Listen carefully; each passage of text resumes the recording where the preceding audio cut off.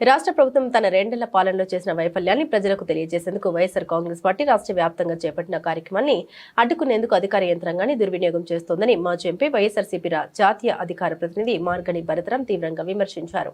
Party అధ్యక్షుడు జగన్మోహన్ రెడ్డి ఇచ్చిన పిలుపు మేరకు 175 నియోజకవర్గాల్లో ప్రభుత్వ హామీల అమలు, ప్రజలకు జరిగిన అన్యాయాల్ని వివరించే కార్యక్రమాలు జరుగుతుండగా రాజమహేంద్రవరంలో మాత్రం ప్రత్యేకంగా పోలీసు నిర్బంధాలు, ఆంక్షలు విధించడం వెనుక రాజకీయ కుట్ర ఉందని ఆయన ఆరోపించారు. ప్రజాస్వామ్యాన్ని కాపాడాల్సిన బాధ్యత అందరిది. ప్రతిపక్ష స్వరాన్ని అణచివేయడం ద్వారా ప్రజాస్వామ్యాన్ని బలహీనపరిచే ప్రయత్నాలు ఎంతకాలం సాగవని ప్రజలే అంతిమ న్యాయ నిర్ణేతలని భరతరాం స్పష్టం చేశారు. రాష్ట్రంలో ప్రజాస్వామ్య విలువలు, రాజ్యాంగ హక్కులు పరీక్షించబడేలా ప్రభుత్వం వ్యవహరించాలని ఆయన డిమాండ్ చేశారు. స్థానికంగా రాజమహేంద్రవరంలో పోలీసులను అడ్డుపెట్టుకుని ఈ ప్రభుత్వము ప్రతిపక్ష నోరులు నొక్కే కార్యక్రమం చేస్తూ ఉన్నారు.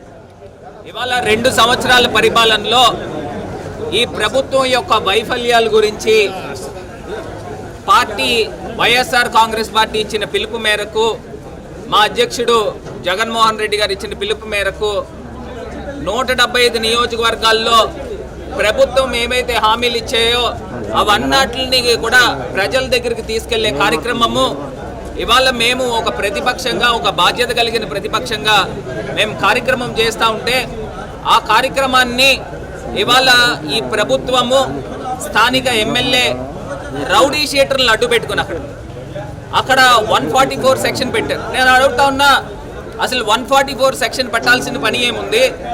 అక్కడ తెలుగుదేశం రౌడీ షీటర్లు అందరూ కూడా ఆ ఏరియాలో అక్కడ ఉండి అడ్డుకునే కార్యక్రమం చేస్తూ ఉన్నారు. ఇక్కడ ఎంతమంది అయితే పోలీసులు ఉన్నారు, అక్కడ దీనికి రెట్టింపు పోలీసులు ఉండి అక్కడ మేము ఒక కమ్యూనిటీ హాల్లో రౌండ్ టేబుల్ కాన్ఫరెన్స్ పెట్టుకుంటా ఉంటే అక్కడ కమ్యూనిటీ హాల్కి పర్మిషన్ లేదని చెప్పి తాళాలు వేసేసిన సందర్భం.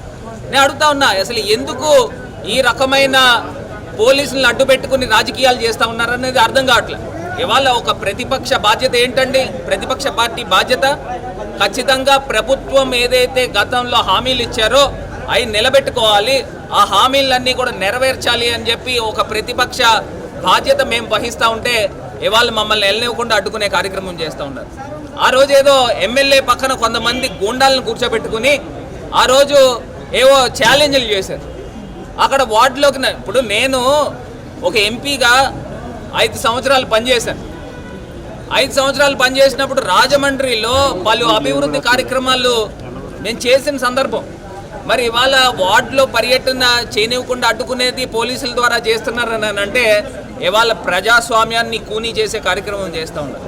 ఇది ముమ్మాటికి కూడా ఈ ప్రభుత్వానికి ఇది మంచిది కాదు. మీ ప్రభుత్వము పతనమయ్యే రోజులు దగ్గరలోనే ఉన్నాయని ఈ సందర్భంగా చంద్రబాబు నాయుడు గారికి తెలియపరుస్తూ ఉన్నాం.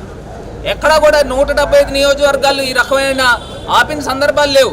ఎందుకు రాజమండ్రిలోనే జరుగుతుందని అంటే స్థానికంగా ఒక చేతకం ఎమ్మెల్యే ఉన్నాడు, పోలీసులను అడ్డు పెట్టుకుని ఇవాళ అడ్డుకునే కార్యక్రమం చేస్తూ ఉన్నారు. ఇది ముమ్మాటికి కూడా ప్రజాస్వామ్యాన్ని కూనీ చేసే కార్యక్రమం చేస్తూ ఉన్నారు. ఎట్టి పరిస్థితులు ఇది మంచి పద్ధతి కాదని పోలీస్ డిపార్ట్మెంట్కి కూడా తెలియపరుస్తూ ఉన్నారు. ఎల్లకాలం ఈ ప్రభుత్వాలు ఉండవండి. చంద్రబాబు నాయుడు గారు ఇంకా 2.5 సంవత్సరాలు ఉంటుంది. దాని తర్వాత ఆయన ప్రతిపక్షంలోకి వెళ్తాడు. ఖచ్చితంగా జగనన్న మళ్ళీ ముఖ్యమంత్రిగా ఆంధ్రప్రదేశ్ రాష్ట్రానికి వస్తారు. వచ్చిన తర్వాత ఏ రకంగా మరి పోలీసులు వన్ సైడ్గా చేస్తున్నారో ఇది కూడా అర్థమవుతుంది. ఖచ్చితంగా వాళ్ళకు కూడా ఈ రకమైన ప్రభుత్వం ఒత్తిడికి గురి కావద్దని కూడా ఈ సందర్భంగా వారికి కూడా తెలియపరుస్తూ ఉన్నాం.